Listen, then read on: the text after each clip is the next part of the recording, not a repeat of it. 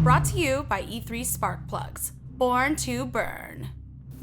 Hey, welcome to Letterz. Now before we get to these guys, I want to remind you to check us out on Facebook and Twitter. Now, every month we've also got a contest where we give away a free Covercraft car cover on behalf of Katzkin as well as Covercraft. Now here's a look at a couple of recent rides winners.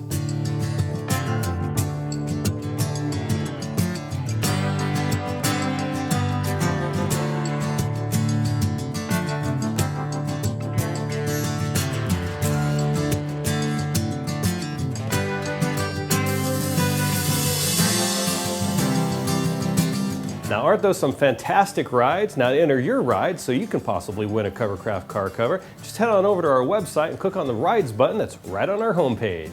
Now let's get on to our first letter. This one comes from Nathan.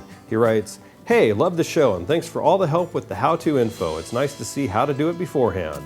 I've never seen a good explanation for the difference between a small block and a big block.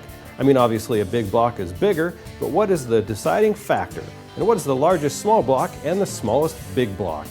Well, thanks for the great question, Nathan. We actually get this one quite often. Now, the big block is longer and taller than the small block, and because of the increased bore spacing, well, that allows you to get a larger bore out of it. And because of the increased deck height, that allows you to get a longer stroke.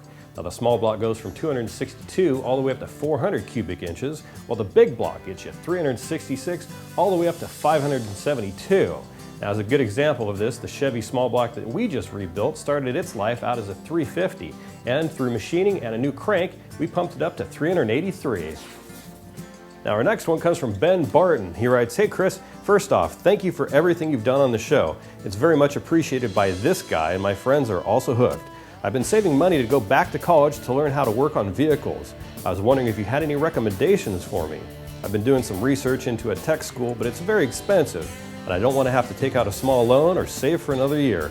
I don't know if it would pay off in the end." Well, Ben, that's also a very good question, and I've got a couple of options for you here. First is to check out some local community colleges to see what kind of automotive programs that they might have. The next is to find a place nearby that you'd like to work and check them out to see where they hire from and if they offer any scholarships or internships of their own. Another place to check is SEMA and other organizations because sometimes they offer scholarships as well. And finally, Jake wrote in and he said, "Hey Chris, I love the show. I've been watching you from season 1 and very thankful for all the Mustang how-to videos. I'm very interested in doing a Katzkin Leather upgrade on my 2003 Mustang GT. I just wanted to know how you ordered yours and how you chose your design." Well, Jake, this episode was made just for you, man. Well, it wasn't a Mustang, it was a Honda Pilot, but if you backtrack to a couple of past seasons of Motorz, you'll find a Mustang episode as well as an F-150 where we showed you how to install a custom Katzkin leather interior on those two vehicles. So between all three of these episodes, you'll have a pretty good idea of the installation as well as the ordering process. Now, I'd like to thank Jake and everybody else for sending in your letters. You guys get free E3 spark plugs for your vehicle. Now, to learn more about their Diamond Fire technology or to find out if they're available for your ride, just head on over to e3sparkplugs.com.